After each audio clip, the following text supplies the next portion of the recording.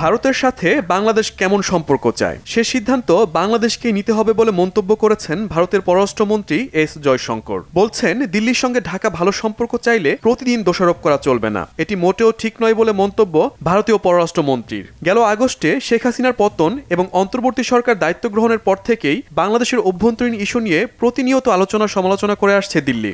কখনো সংখ্যালঘু, কখনো সীমান্ত, আবার কখনো রাজনৈতিক পরিবেশ নিয়ে নানা প্রশ্ন তুলছে ভারতীয় রাজনীতিবিদরা। প্রতিবেশী হিসেবে এই ধরনের বিষয় নিয়ে দিল্লি কি হস্তক্ষেপ করতে পারে, প্রশ্ন খোদ রাজনৈতিক বিশ্লেষকদের।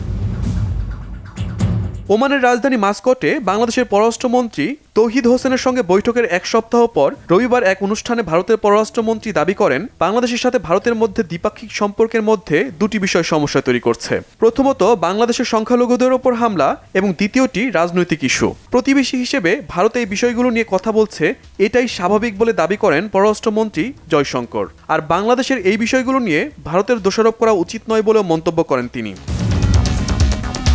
1971 সাল থেকেই বাংলাদেশের সাথে ভারত সুসম্পর্ক বজায় রেখে চলছে বলে জানান এস জয়শঙ্কর। শেখ হাসিনা সরকারের পতনের পর থেকে বাংলাদেশের পরিস্থিতি নিয়ে ভারতের উদ্বেগ বেড়েছে বলে দাবি করেন তিনি।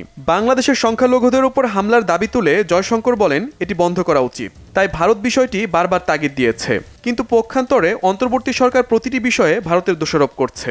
এর মধ্যে অনেক দাবির কোনো ভিত্তি নেই বলে জানান জয়শঙ্কর। তাদের অভ্যন্তরীণ ইস্যুতে ভারতকে দোষারোপ করা মোটেও ঠিক নয় বলেও মন্তব্য ভারতের পররাষ্ট্রমন্ত্রীর। তবে প্রতিবেশী দেশের ওপর মিথ্যা অভিযোগ চাপিয়ে প্রতিবেশী দেশ নিয়ে মিথ্যা তথ্য প্রচার ও অভ্যন্তরীণ ইস্যুতে মন্তব্য করা ভারতের উচিত কিনা তা নিয়েও প্রশ্ন তুলেছেন বিশ্লেষকরা। ভারতের বিভিন্ন গণমাধ্যমে বাংলাদেশের অভ্যন্তরীণ বিষয় নিয়ে মিথ্যাচারের ঘটনা প্রতিদিনই দৃশ্যমান।